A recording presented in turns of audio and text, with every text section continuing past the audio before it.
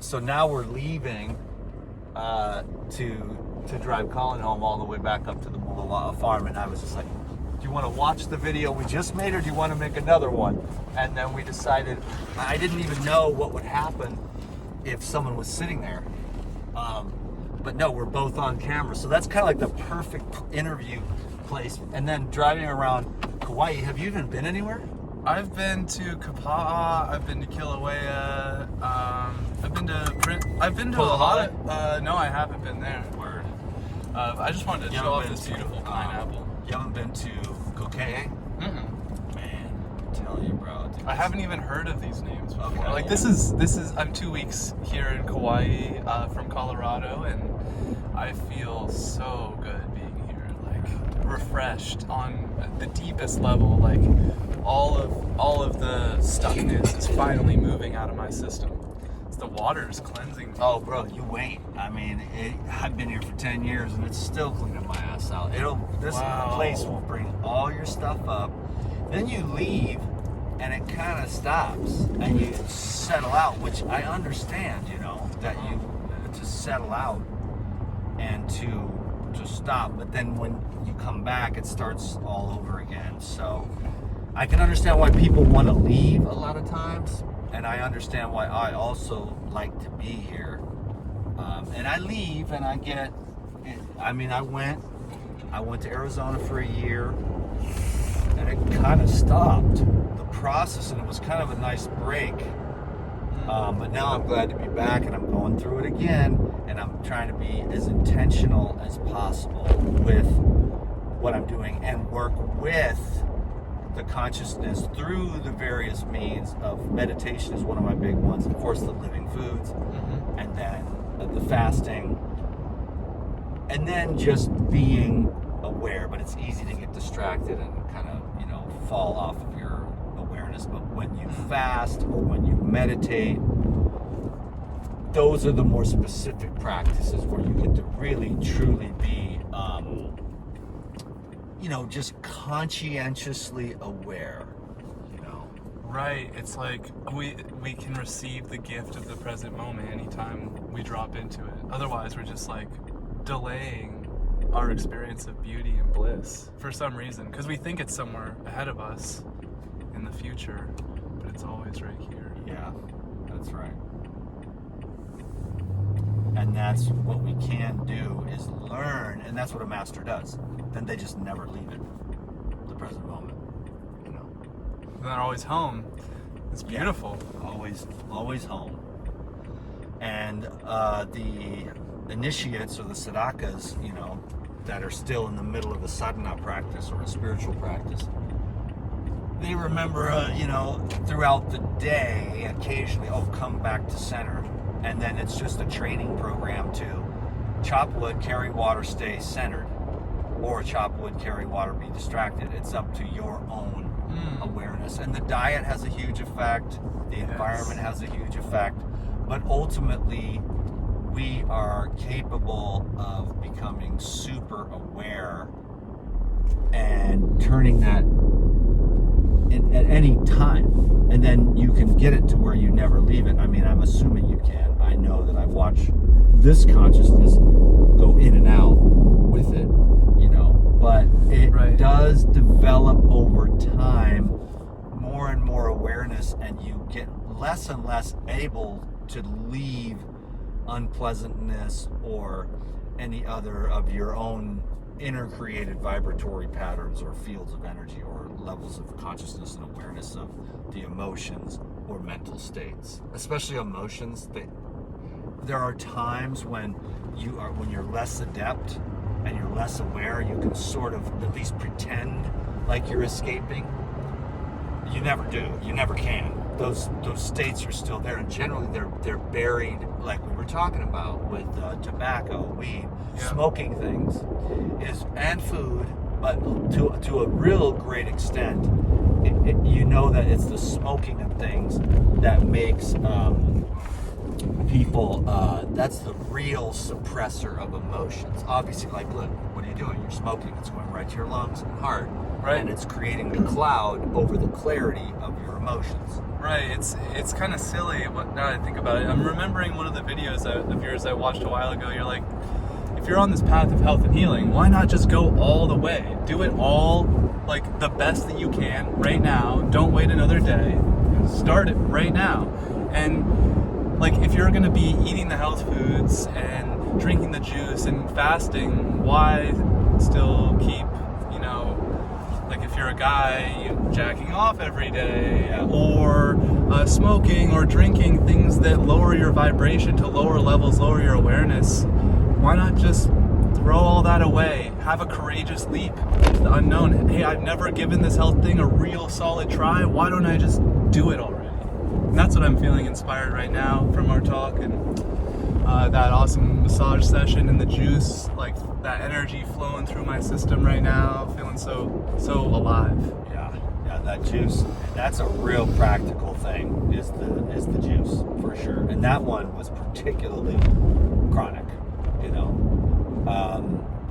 So that being said, don't let the fact that you can't succeed all in one day stop you from making a good choice or a better choice or a different choice. Like, hey, today I'm gonna drink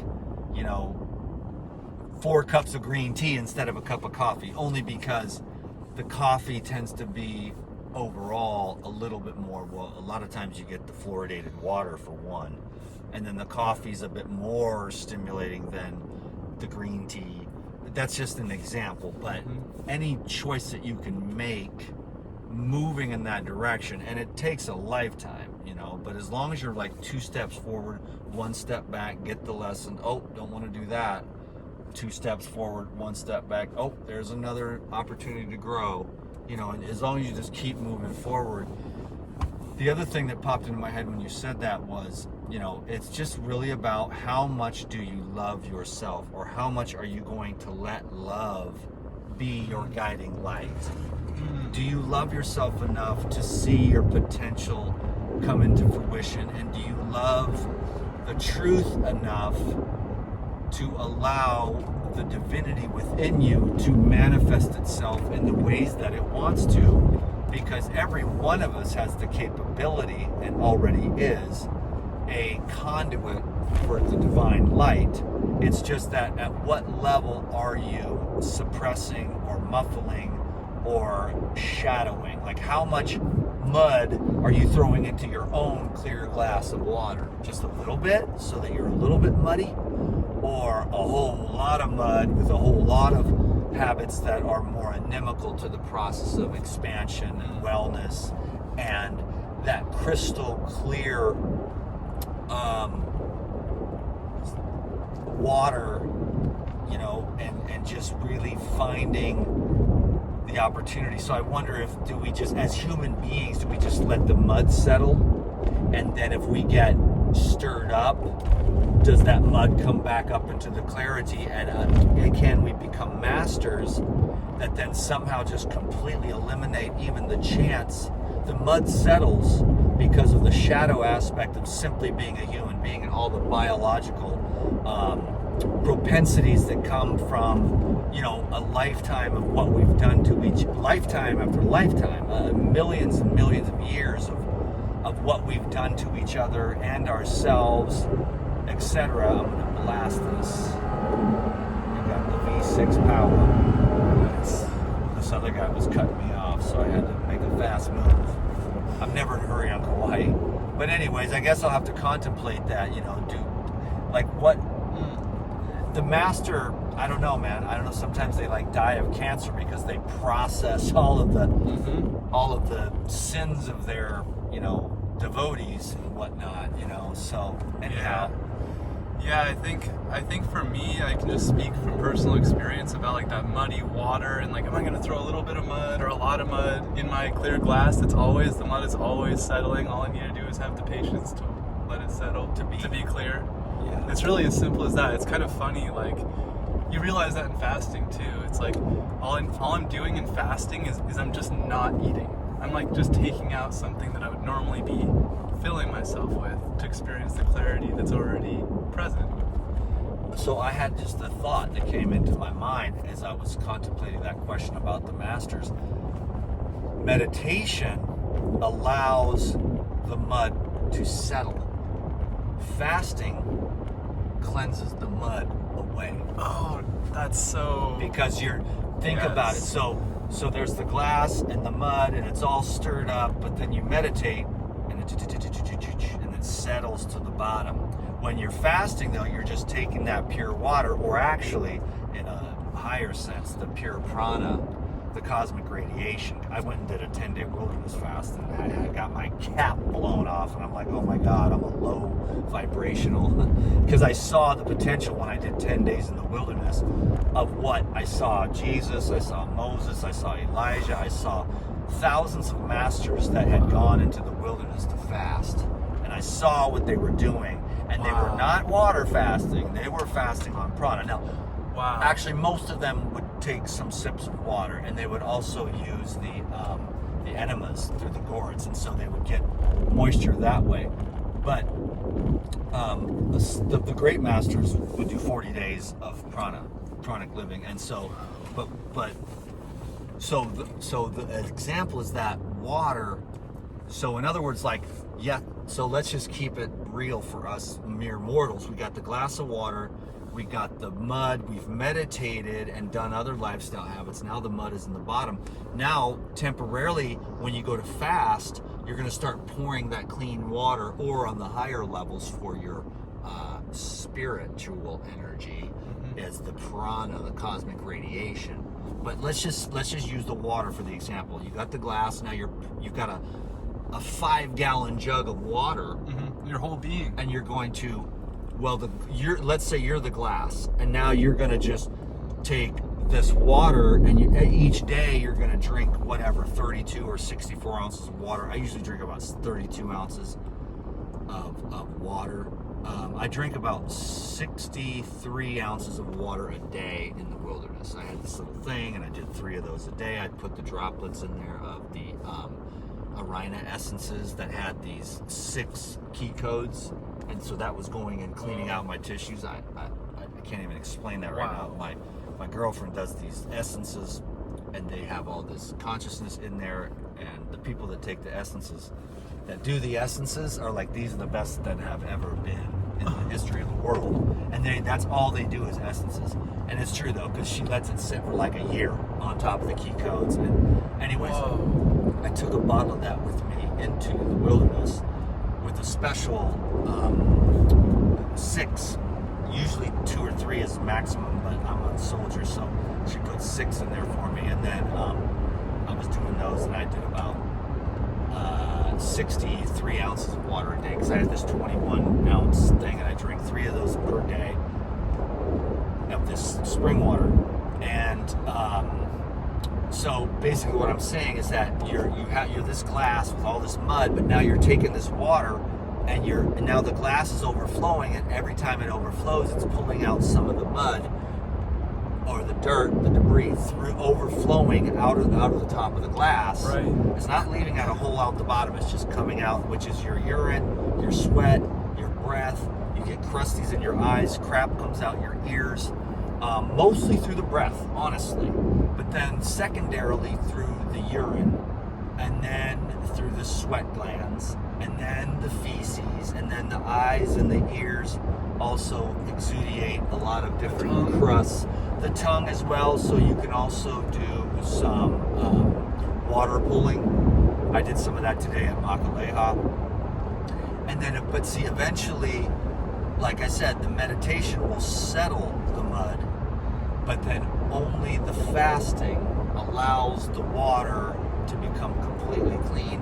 And most people will look at it like as a weight loss thing or as a water thing, but what you're actually doing is you're purifying your spiritual body with the cosmic radiation by not bringing in any of those modulators, which are food and all the other consumables that human beings do: energy drinks, weed, cigarettes, donuts, coffee, sugar, meat, alcohol, blah, blah, blah, blah, blah. Those are the modulators of the cosmic radiation, which will force you to face your shit.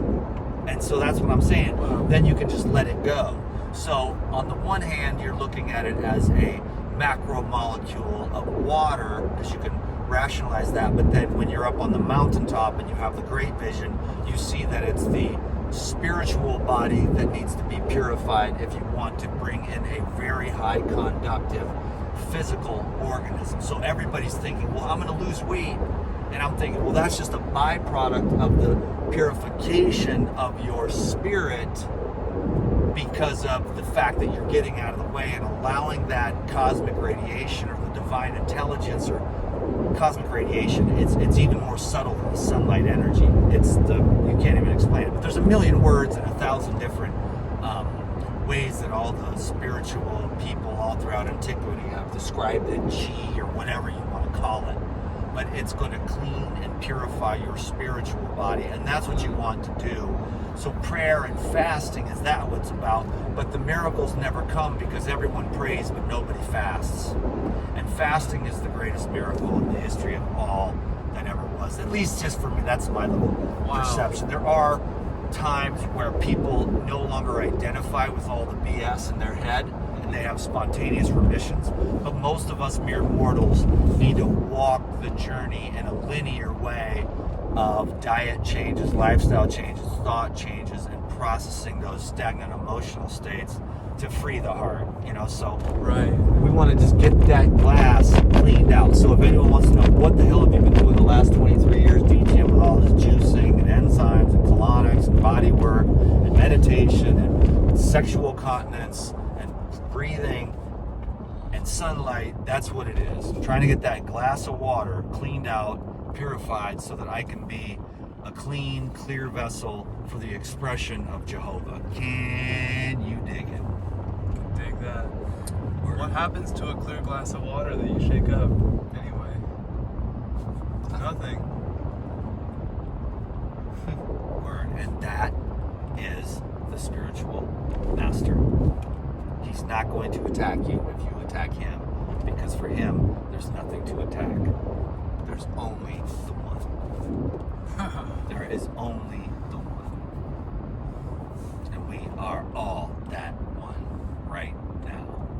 And we can have fun. We should most definitely have fun as human beings. Yeah. But never, ever forget the one. And that one I call God, Jehovah, Yahweh, Allah. Whatever you want to call it, man. I'll celebrate. Whatever anyone calls it, I'm with it. You call it the light of Jesus, Christ consciousness, Allah. I don't care. It's the people that don't want to say the name of some sort. Yeah. Those are the people I don't want to be around. Well, if you trust. If you can't say it, how the heck are you going to even connect with it? Like when you say the word, the word, the word was God and the word was with God. If you can't even say the word in your own mind, how the heck are you even going to understand it? It's the doesn't people matter. that don't want to say it. It's the people that hate Jesus. Those are the people I don't want to be around, because I know my kids are in jeopardy, I'm in jeopardy, my energy's in jeopardy, my money's in jeopardy, my health is in jeopardy, because they love in the darkness and they want to stay in the darkness. And I'm trying to come out into the light and show and shine the light on my own shadow so I can make peace with it, which is the shadow of the human consciousness itself while stuck in the meat suit. Oh, you'll be free from it soon enough.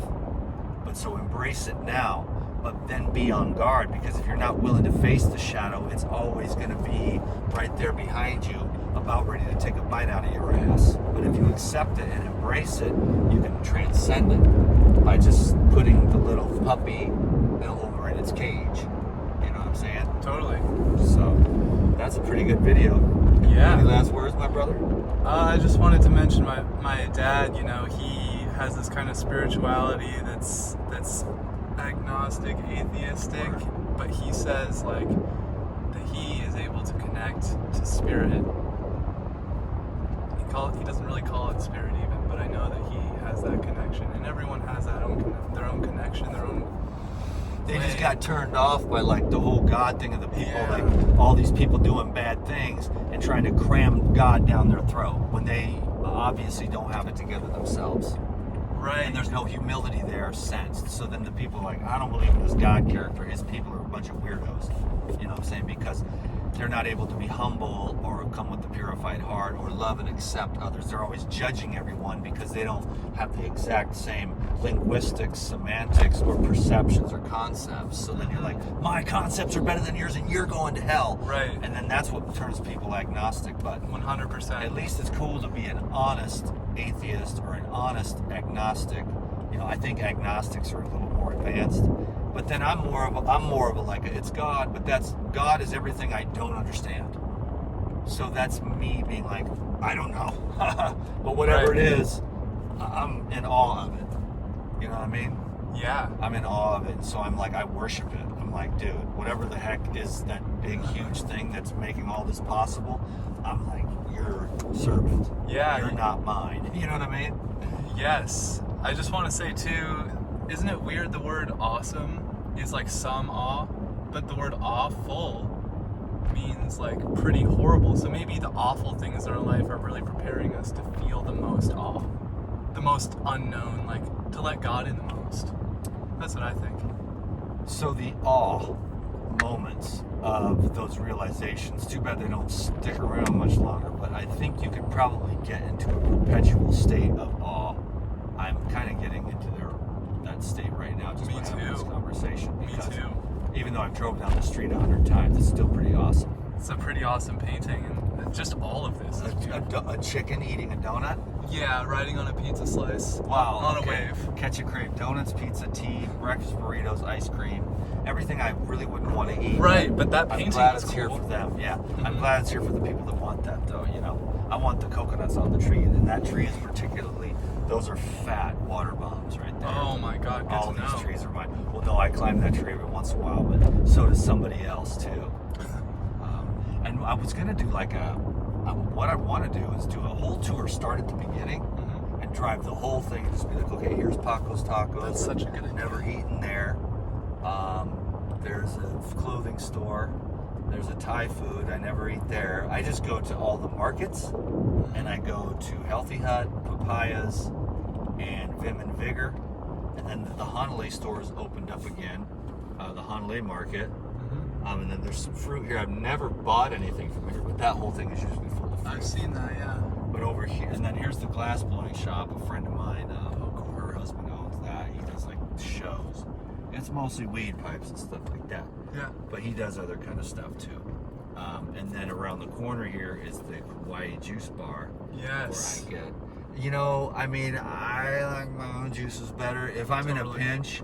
But honestly, yeah, I like my own better because I really make my juices chronic. I'm that way too. I like chronic juices, but I will stop in a pinch, and I do love to stop in and get some of Robin's bee pollen, which keeps my testicular fortitude at its maximum capacity. Can you dig it? Pine pollen's great too. Have you heard of that? Gotten Yeah, into yeah. that? Well, I'm putting together a supplement right now with my buddy, and we're gonna do pine pollen, bee pollen, enzymes, and shilajit. Oh. So then you got the full-on all of it right there for maximum hormone, enzyme, carbon molecule communication network for men and women across the board, fully there. Maybe throw in a couple other little of my favorite herbs, ginseng, although sometimes it's a little too stimulating for me. Get on in I there. like the ashwagandha for Yeah, men too. that's a little bit more. This person's a little slow, but that's okay. I'll keep going. But yeah, they have ashwagandha at the Kauai Pharmacy. Good to And know. that's nowhere near the ginseng. Don't get me wrong, you take a little ginseng in the morning when you've got a really badass, like let's say you're going to make love to your woman that night, or you have a date, take a little ginseng in the morning. That's nice. Or you're going to have a really long day and a lot of exercise, take a little ginseng. But man, I've had some times where, well, what happened is last time I took the ginseng, I took too much. But DTM taking too much is not a new thing. This goes all the way back to when I was 4 years old, and my brother's over in the corner eating a second box of saltine crackers, stoned out of his mind, and I'm high out of my mind, and I go to my dad, hey, can I have another toke, Daddy? So it's always been like more is better. And I think that's why I survived when everybody else I had a few friends that just died right there on me, and I'm like, oh my God, I did twice as much. Am I Whoa. gonna die too? But then I was like, what I realized is that by me doing 2 or 3 times as much as everyone else all the time, mushrooms included, I'm out in the middle of the field over at this beach over here, as a matter of fact, doing this mushroom journey with everyone. They begged me. They were like, because I made these mushroom balls out of all the superfoods. I didn't want to do mushrooms, but my girlfriend, she had this big ass thing of mushrooms, and I'm like, and I said, well, she was like, oh, we're taking these mushrooms and stuff, and I was like, let me show you how to take mushrooms. Then I made the mushroom chocolate balls, and then I gave her to her, and she took them to her friends, and they went and they had the journey of a lifetime, because I put more nutrition in the chocolate balls, and I double up. Everyone's like, put 1 gram. I'm like, come on, man. I'm putting like 2.5 grams per ball. Okay. They're popping them. Yeah, well, I told everyone just to take 1. Okay, good. And then everyone took 1, and she came back and said, wow, we had the best time ever. Because I also infuse them with Christ consciousness. I pray over them. Yes. Jesus. It's like the most important part. Always Jesus when it comes to the mushrooms. And then you see Jesus every time. I've never taken mushrooms and not seen Jesus. Oh, yes. I've never had a bad trip, because every time before I take mushrooms, I don't do that now, in case anyone's wondering, oh, DT, I want to do mushrooms with you. No thanks. I've already Life's a trip. watched my hand. But over here, they were taking the mushrooms, and then she came to me and said, okay, we want more of those. So then I tripled the batch. Whoa. And then they went, and now they had more with more people, and then the word got out about the mushroom balls, and then there was this huge demand, so I'm making massive amounts, and then finally everyone's like, we want to meet this mushroom shaman, I'm like, not doing it. I'm not taking no mushrooms, And finally there was these dudes that were like, this group of people that were hell-bent. We want to meet this guy, and see what the deal is, and we want to do a mushroom journey with him. And I'm like, okay, I told her, I don't do mushrooms. She's like, these people want to meet you, blah, blah, blah. I'm like, okay, fine. So finally I gave in, and we had the mushroom balls, and I made some really, really good ones. And then I took this group of people, and they like really, really wanted me to do it. So I was like, okay, I'm going to take one for the team. Go back old school DTM. We went to the beach, and everybody took 1, and I took 3. And then they were all sobering up over there by the campfire, and I'm still standing out in the middle of the field, naked, staring up at the sky with like the weeds crawling up my legs. Whoa. And Jesus still smiling down on me from heaven while all the scintillating lights. I remember looking over and saying, oh, they're all coming down, and I'm just starting to reach my peak.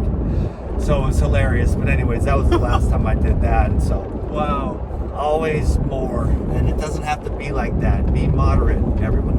Don't take mushrooms unless that's your thing.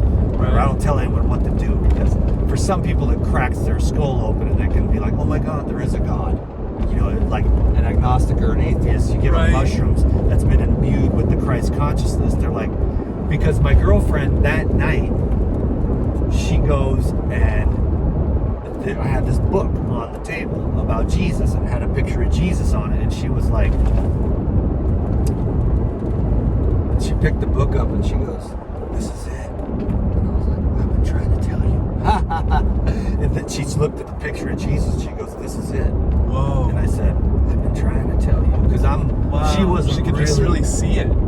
She wasn't really into, I'm not religious either, I'm just into Christ. Right. That's how I am too. Same thing. Just give me the light of Christ. That was what started my whole journey when I was 4 years old. When the Jesus came, that was after the weed. Because I said, give me another toke, Daddy. And my dad's like, uh-oh. And I remember my brother. Those are my first 2 memories. Was that, and I'm high, but my brother was high. And I'm talking about, see, people think I'm kidding around when I say he wasn't on his second package. Remember them saltine crackers? Yeah. He was not on his second package of crackers. He was on his second box. Okay, so he already ate a full box of saltine crackers. Now that is the munchies. Okay, and he's opening up a second box of saltine crackers. Okay. I just feel sad hearing that. It's like, yeah, that right there is an example of like just the disconnection in our society, like, and just like numbing pain, like how it's just passed on generation to generation. Like, your dad's supposed to be there to protect you, Well, that's the thing. That's why I'm so messed up with all the relationships and crap and working through all that stuff.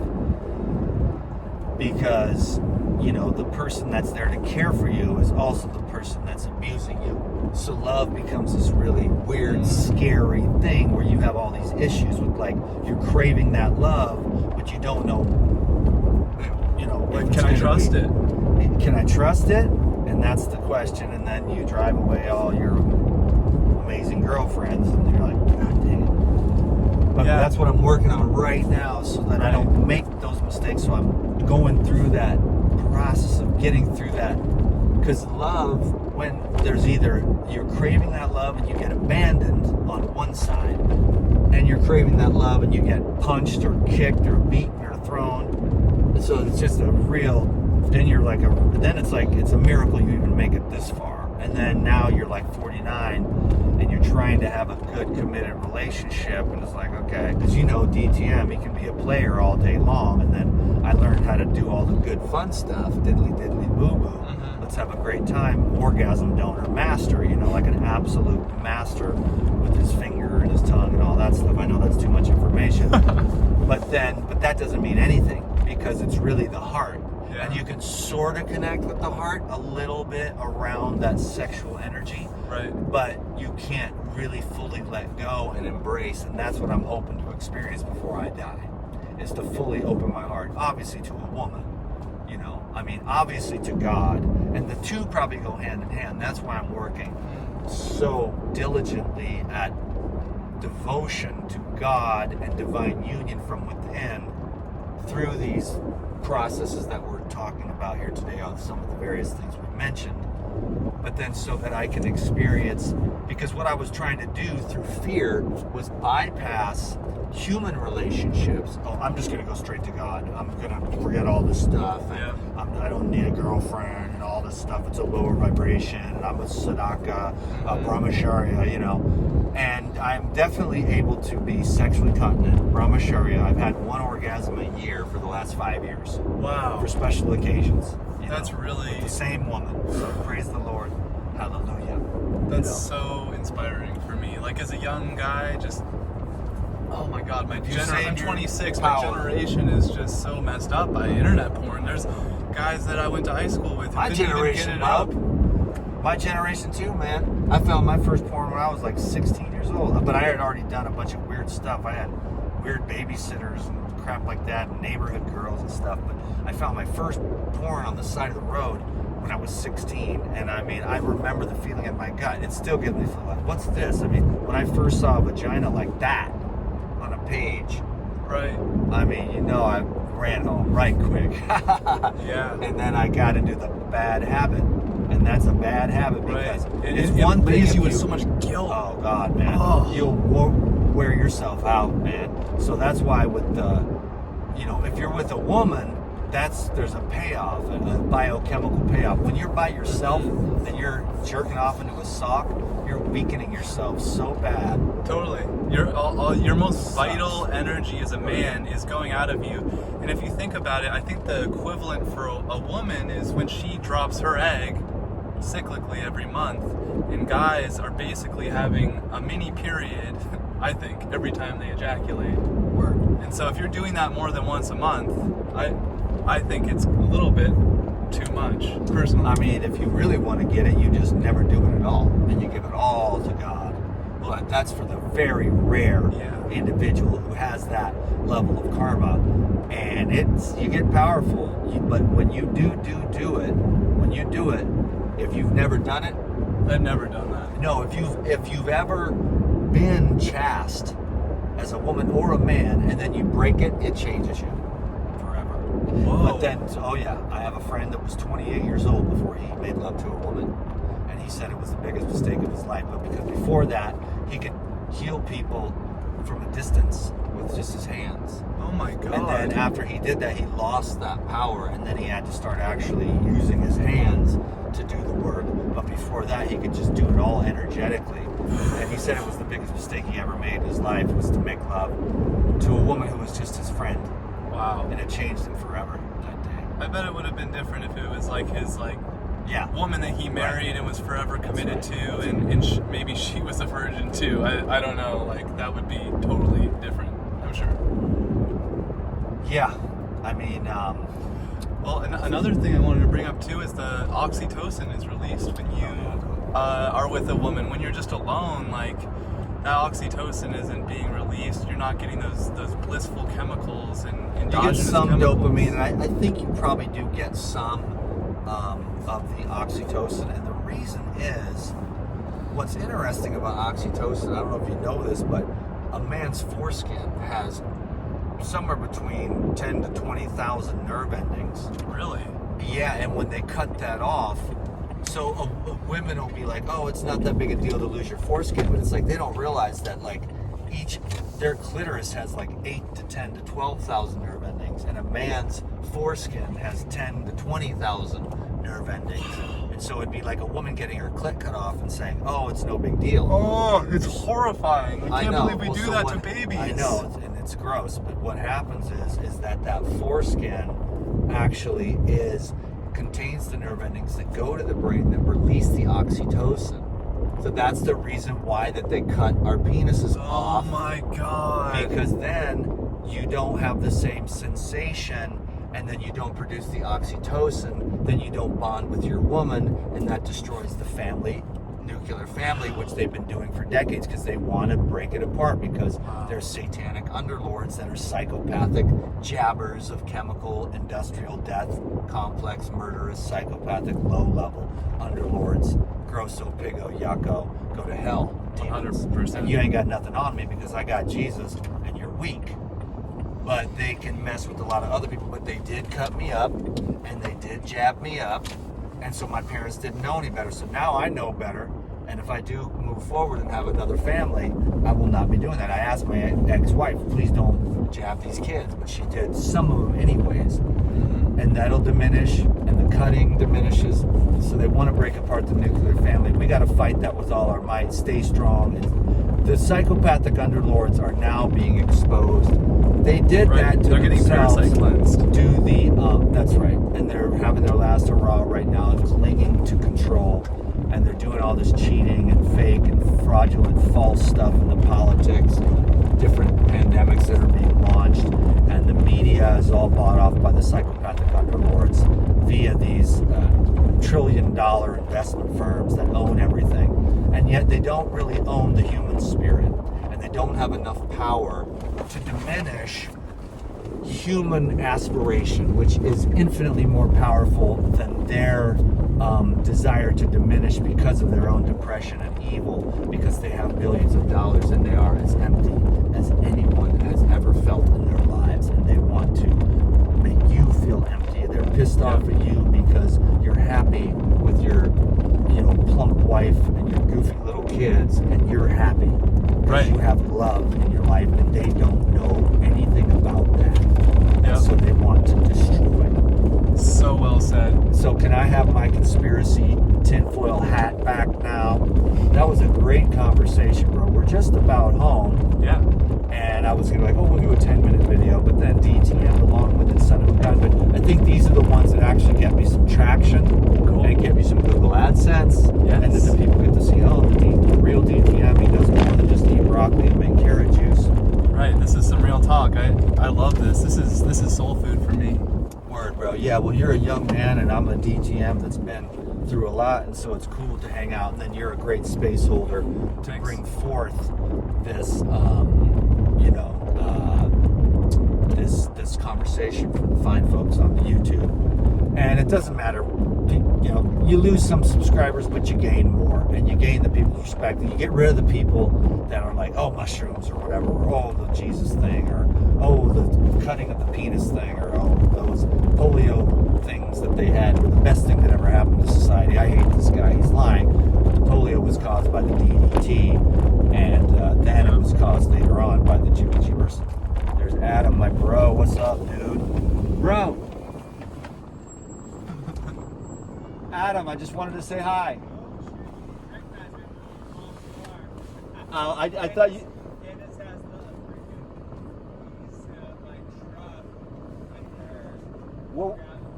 Oh, word. What are you up to, bro? Just chilling?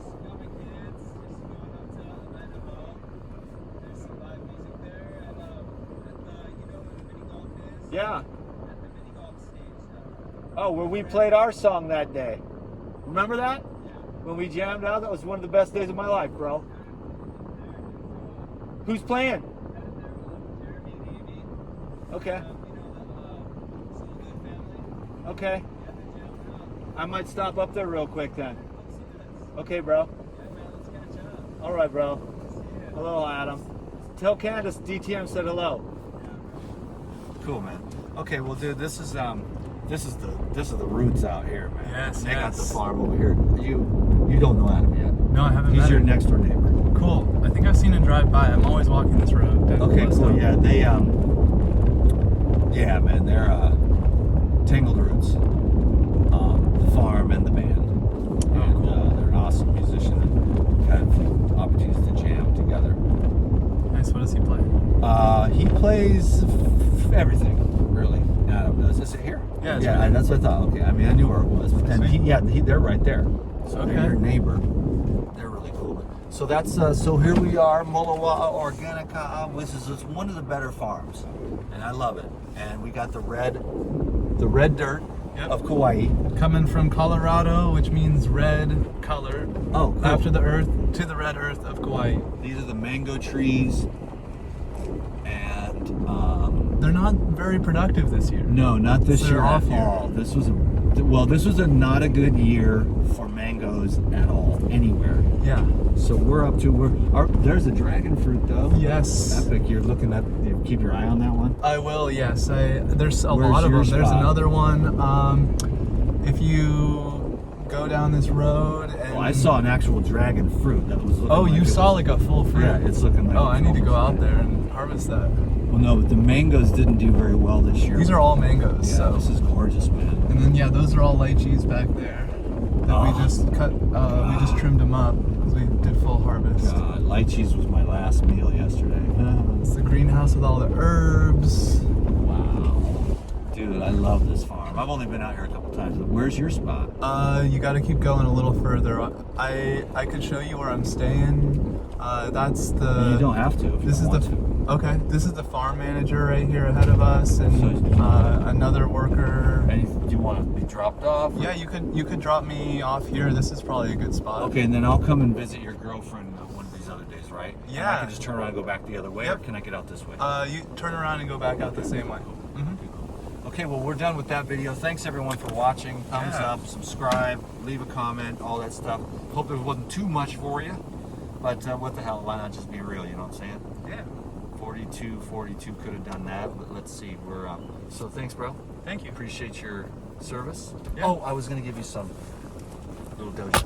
Sweet. Is that cool? That would be amazing. Yeah. I don't even know what I got. Is that good? Is that good? Yeah, that's plenty good. Are you yes. Yeah, on top of everything else. Yeah. Okay, cool. Good vibes, good vibes. So thanks, everyone, and yeah, we'll see you again soon, bro, and we'll Aloha. see you again soon. Thanks for watching the videos. I'm just trying to get that Google AdSense up, rebuild the channel, start over from scratch, so maybe I shouldn't talk about mushrooms. No, just having a good time and being real. And so if you like the realness, see, I love the realness, DTM. I love And it. Cool, me too, man. I'm very grateful, and I will see you all soon so we can do 4343. Okay. Let's do that. Yeah, do you want to do a ohm? Yeah.